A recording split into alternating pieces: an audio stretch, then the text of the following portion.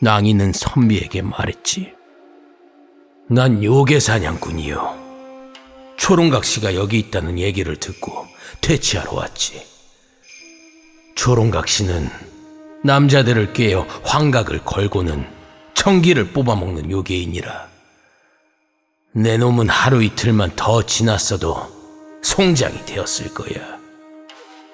차림새를 보아하니 과거를 보러 올라가던 중인 것 같은데 시험은 이미 끝났으니 포기하고 어서 고향으로 내려가게.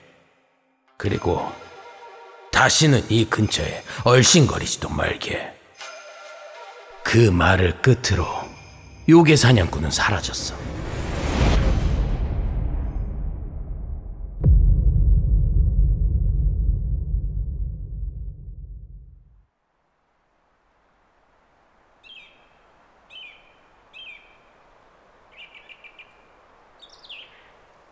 인적이 드문 산길의 숲은 지나가던 이들의 발걸음을 멈추고 주변 경관을 감상하게 할 정도로 울창하고 아름다웠지만 나무에 매단 새끼줄을 잡고 비장하게 목을 걸려하는 청년 덕에 비극적인 모습으로 비추어졌다. 어차피 더 이상 미련이 없어. 나에겐 희망이 없어. 가자. 미련 없이 가버리자. 가자. 한참 동안을 어두운 표정으로 중얼거리던 청년은 마침내 결심이 섰는지 둥글게 묶은 줄의 끝부분에 머리를 들이밀었다. 청년이 딛고 있던 도둠돌을 발로 탁 쳐내기만 하면 이 아름다운 숲에서 비극적인 끝을 맞이할 게 분명했다. 하지만 뒤에서 갑자기 들려오는 목소리에 청년은 화들짝 놀라며 머리를 줄에서 빼내야 했다. 여보게. 깜짝이야. 누구세요? 여보게. 그러지 말고 이리 와서 내 이야기 좀 들어보는 게 어떻겠나. 돌아본 그곳엔 나그네인 듯한 남자 하나가 삿갓을 쓰고 대나무 지팡이를 짚은 채 서 있었다. 왼쪽 눈에 안대를 차고 있어 무서워 보일 만도 하건만 나그네의 온화한 표정과 부드러운 목소리 덕에 그런 느낌은 그다지 들지 않았다. 청년은 잠시 멍한 표정을 지어 보였다가 이내 단호한 목소리로 대답했다. 누군진 모르지만 남일에 참견하지 마시오. 난 더 이상 살 이유가 없소. 그녀가 없는 나는 아무것도 아니란 말이오. 그 대답만으로도 이 청년에게 무슨 일이 있었는지 알 것 같았는지 나그네는 웃으면서 되물었다. 그래, 무슨 일인가? 청년은 그다지 대답하고 싶지 않았지만 이 나그네에게는 왠지 모르게 말을 끌어내는 재주가 있었다. 코 흘리게 시절부터 사모한 여인이 있었어. 난 그 여인을 위해 태어났다 해도 틀릴 것 없었지. 그녀 역시 내게 마음을 주었어. 시간이 지나면 우린 혼인을 하게 될 거라 믿어 의심치 않았건만 그 여인이 다른 이에게 시집을 가버렸어. 그녀의 집안에선 나 같은 보잘것없는 놈보다는 부잣집이 좋았던 모양이요. 지금 막 먼 마을로 시집가는 그녀의 뒷모습을 보고 온 참이니 더 이상 말리지 마시오. 나 혼자선 살아갈 이유가 없소.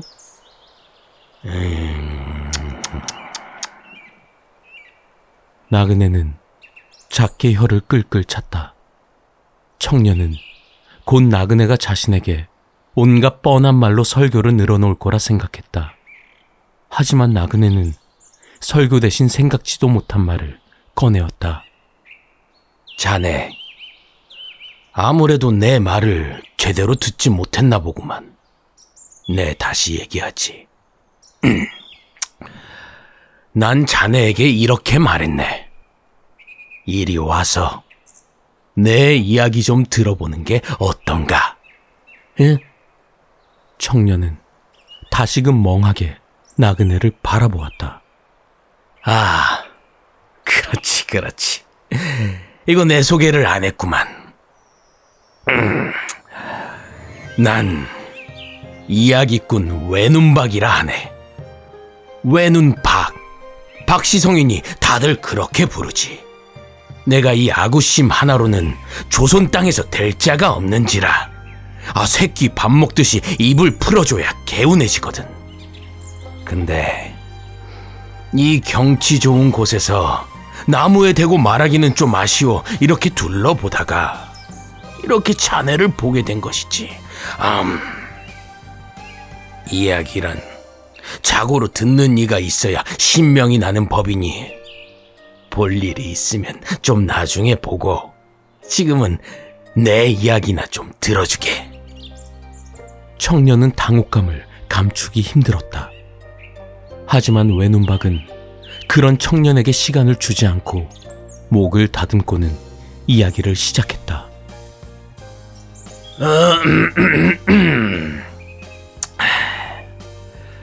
내 오다 보니 여기 초롱꽃이 아주 예쁘더구만. 그걸 이렇게 가만히 구경하다가 아주 재미난 이야기가 떠올랐으니 내 들려주겠네. 자, 이 이야기는 저기 산 넘고 들질러 멀고 먼 숲에 살던 초롱각 씨에 관한 이야기야.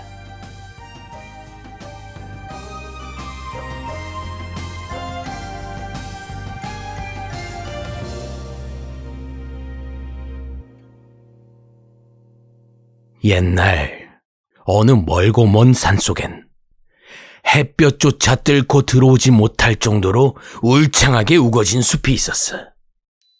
횃불까지 삼켜버릴 정도로 깊은 어둠이 서린 그 숲은 밤의 숲이라 불리며 누구도 들어갈 엄두를 내지 못했어. 그런데 어느 날 큰 꿈을 가지고 과거 시험을 보러 가던 젊은 선비 하나가 길을 잃곤 그 밤의 숲에 발을 들이게 되었지. 길도 보이지 않고 하늘도 보이지 않고 횃불을 만들어서 높이 들어봐도 빛은 한자나 될까 말까한 거리까지밖에 비추지 못했지. 낭패다 싶어 고심하던 그때 멀리서 반딧불이 마냥 작은 불빛이 있는 게 눈에 들어온 거야. 옳거니 저기가 길이구나. 선비는 그 희미한 빛을 향해서 조심조심 나아갔지. 한참 동안을 돌에 치이고 풀을 헤치면서 나아가자 그 빛이 가까워졌어. 그리고 주변을 밝히고 있는 그 빛을 본 순간 선비의 마음에 무언가 훅 하고 들어왔지. 그 밝은 빛은 웬 여인이 들고 있던 초롱불이었어. 커다란 횃불로도 물리지 못한 어둠일진데 그 희미한 초롱불이 주변을 싹 밝히고 있었지. 하지만 선비의 마음을 건든 건 그 초롱불이 아니라 여인이었지. 다소곳하게 초롱불을 들고 있는 여인은 이 세상의 것이 아닌 듯한 미모를 가지고 있었어. 가볍게 내리깐 눈, 작고 도톰한 입술에 발그레하게 홍조 띈 볼, 그걸 다 담고서도 조망만한 얼굴까지. 양귀비가 되살아난다 해도 이렇게 곱지는 않았을 거야. 선비가 당황해서 말도 못 꺼내자 여인이 악기처럼 감미로운 음성으로 말했어. 길을 잃으셨군요. 이 숲은 기운이 강하여 이런 신묘한 물건이 아니면 앞을 분간할 수 없습니다. 밖으로 안내해 드릴 수는 있지만 지금은 해가 떨어져 위험하니 오늘은 저의 집에서 하루 묵고 가시는 게 어떨지요? 선비는 홀린 듯이 여인을 따라 숲 깊은 곳에 있는 집으로 들어갔어. 식구는 아무도 없어. 되골 같은 집이지만 식솔은커녕 짐승 소리도 들리지 않아 선비가 물었지. 소녀, 팔자가 기구하여 오래전 가족을 모두 잃고 이 외진 곳에서 쓸쓸히 혼자 살고 있나이다. 아, 그렇다고 살림이 어려운 것은 아니니 걱정 말고 방에서 쉬고 계시지요. 숲에서 헤매시느라 기력이 상하셨을 테니 술상을 봐드리겠습니다. 여인은 그렇게 말하면서 안방을 내주었지. 선비는 꿈이라도 꾸는 것처럼 얼떨떨한 기분이었어. 금세 차려진 진수성찬을 앞에 두고 그 어여쁜 여인이 웃으면서 향긋한 술까지 따라주자 얼떨떨 하다 못해 머리가 어질어질해지기까지 했지. 그래서인지 두어 잔 받아먹은 술에 졸음이 몰려오기 시작한 거야. 선비는 여인과 함께하는 시간이 너무 황홀해서 억지로 감기는 눈을 붙잡아 버텨보았지. 이대로 잠들어 버리면 날이 밝을 것이고 그럼 여길 떠나야 할 테니 말이야. 하지만 눈꺼풀은 천하 장사가 와도 못 들어 올리는 법이니 순식간에 픽하고 정신을 놔버렸지. 그렇게 한동안 꼭 둥지에서 품어지는 새알 마냥 푹 자고 일어나니 이게 웬걸? 그 아름다운 여인이 제 품에 꼭 안겨서 자고 있는 게 아니겠어? 뭐 그렇겠지. 야심한 밤에 술이 있고 남녀가 한 방에 있으니 이런 사단이 나 마땅했지.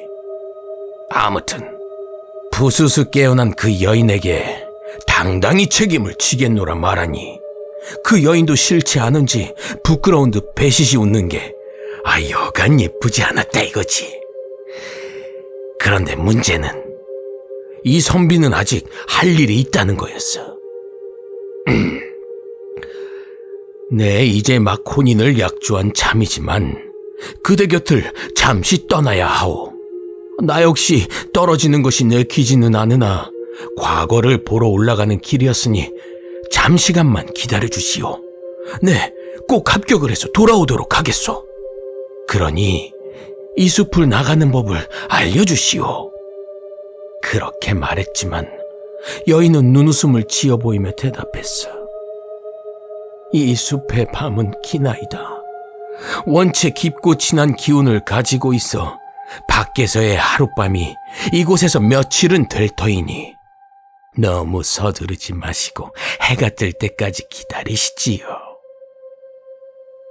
무슨 소리인가 싶어 밖을 내다보니 과연 한숨 푹 자고 일어났음에도 밖은 여전히 밤인 거라.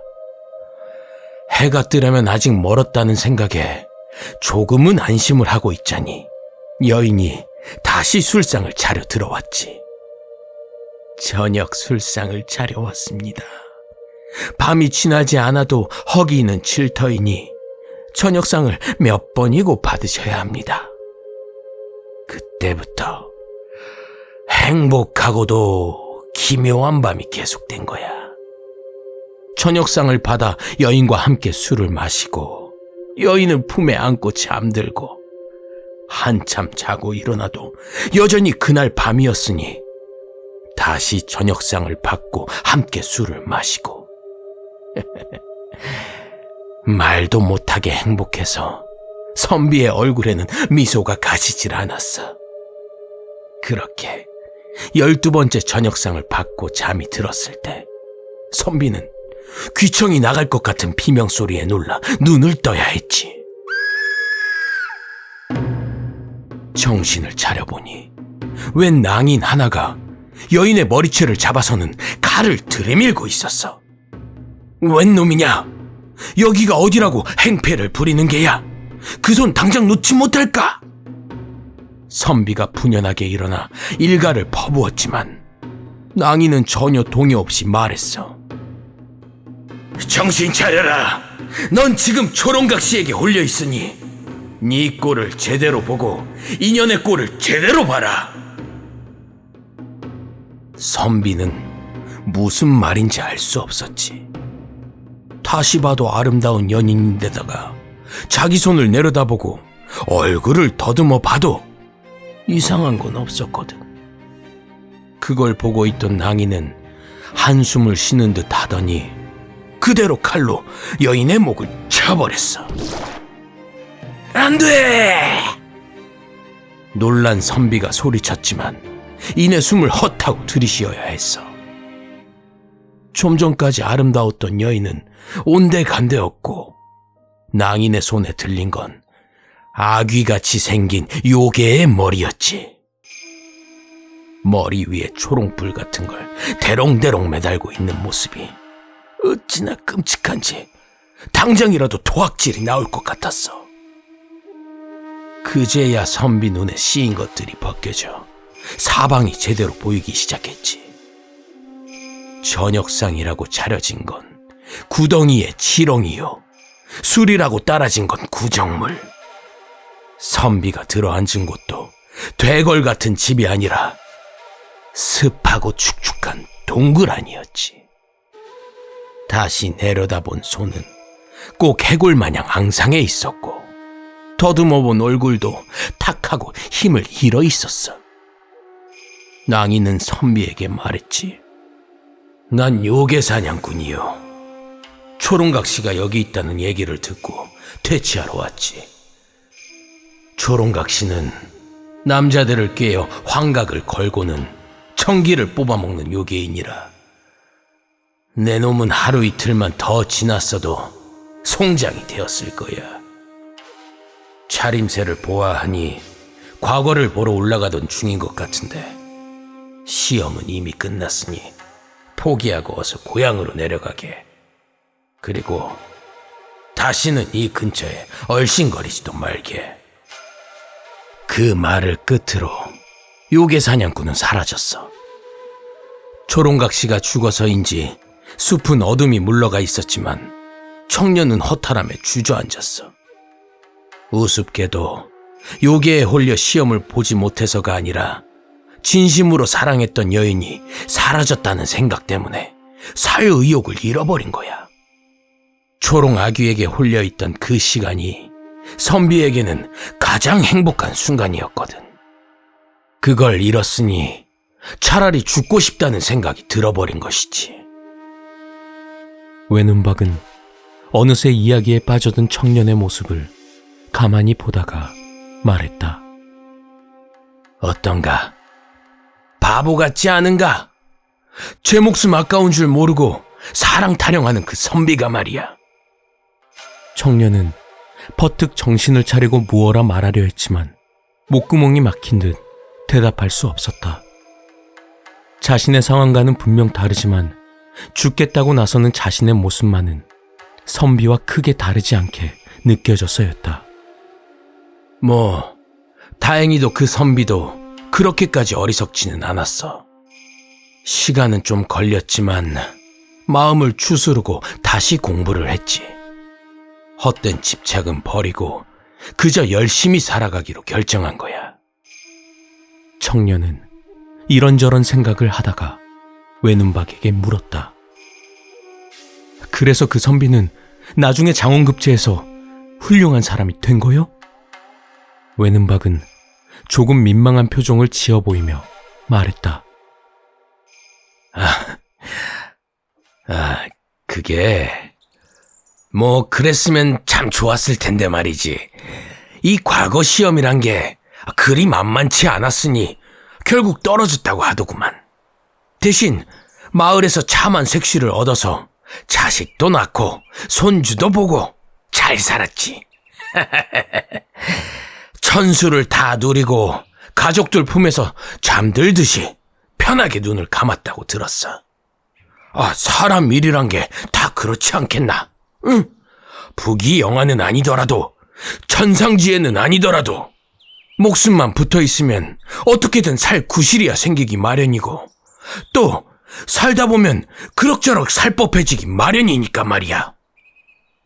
어떻게든 사라지기 마련. 청년은 조용히 외눈박의 말을 되뇌었다. 그걸 보고 있던 외눈박은 개운한 표정으로 일어나며 말했다. 자, 그럼 이 외눈 아재 이야기는 이걸로 마치도록 하겠네. 들어줘서 고맙구만. 그럼 입도 풀었고 다리심도 했으니 난 이만 가보도록 하겠네.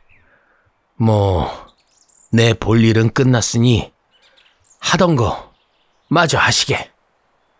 외눈박은 그 말을 끝으로 몸을 돌려서는 청년에게서 멀어져 갔다.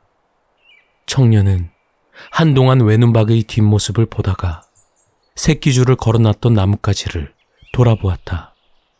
하지만 그곳에 걸어놓았던 새끼줄은 보이지 않았다.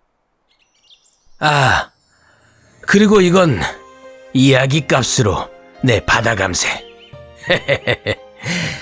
재미난 이야기였으니 그리 손해보는 장사는 아닐게야. 그럼 언제 걷어갔는지 모를 새끼줄을 흔들어 보이며 껄껄 웃는 외눈박의 모습에 청년은 자기도 모르게 실없는 웃음을 지어 보이고는 느긋한 걸음으로 마을로 내려갔다. 마을로 가는 길엔 외눈박의 말대로 초롱꽃이 예쁘게 피어 있었다.